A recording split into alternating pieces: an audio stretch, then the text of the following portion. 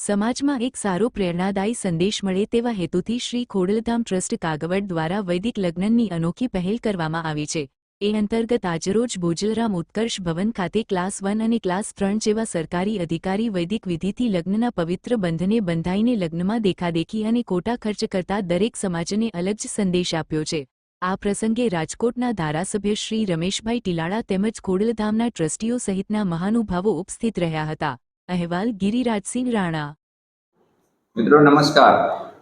આજે ખોડલધામના આંગણે એક અમારે વૈદિક વિવાહનું આયોજન કરેલું છે અને આ વૈદિક વિવાહની અંદર જે દંપતીએ ભાગ લીધો છે એને મારા અભિનંદન।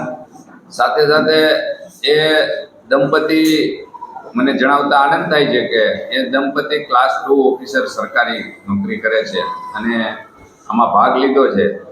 ત્યારે હું બધાને એક ખાસ વિનંતી કરું છું કે નરેશભાઈ અને ખોડલધામની સમગ્ર ટ્રસ્ટી મંડળની ટીમે નક્કી કર્યું છે કે આ વૈદિક વિવાહની અંદર ખર્ચની બચત થાય અને આમાં વધુ લોકો જોડાય એવી અમે ગામે ગામ ફરી અને બધાને વિનંતી પણ કરીએ છીએ।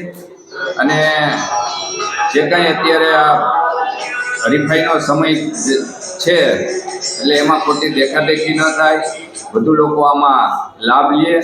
અને ખોડલધામની એક નેમ છે કે વધુમાં વધુ લોકોને કેમ આમાં પ્રેરણા મળે અને નાનામાં નાના લોકો સુધી પહોંચવાની અને વધારેમાં વધારે કેમ અમે મદદ કરી શકીએ એવા ઉદ્દેશથી જ્યારે ખોડલધામની સ્થાપના થયેલી છે ત્યારથી આપ જાણો છો એમ અલગ અલગ હમણાં એક અમે નવી કેન્સર હોસ્પિટલ પણ કરવા જઈ રહ્યા છે અને યુપીએસસી જીપીએસના ક્લાસ પણ અમે વર્ષોથી છેલ્લા 10 વર્ષથી આ ચલાવીએ છીએ ને એની અંદર આજ સુધીમાં હજારો છોકરા ક્લાસ 1 અને ક્લાસ 2 અને ક્લાસ 3 ની અંદર સરકારની અંદર નોકરીએ પણ લાગી ગયા છે। ત્યારે ખોડલધામની એક જ નેમ છે કે લોકો પોતાનું આરોગ્ય કેવી રીતે જાળવે, લોકોને વધારેમાં વધારે સાદાઈથી પોતાની લગ્નનો જે કંઈ પ્રસંગો છે એ ઉજવે અને ખોટી હરીફાઈ અને દેખાદેખી ન કરે એવી વિનંતી સાથે હું સૌને વિનંતી કરું છું।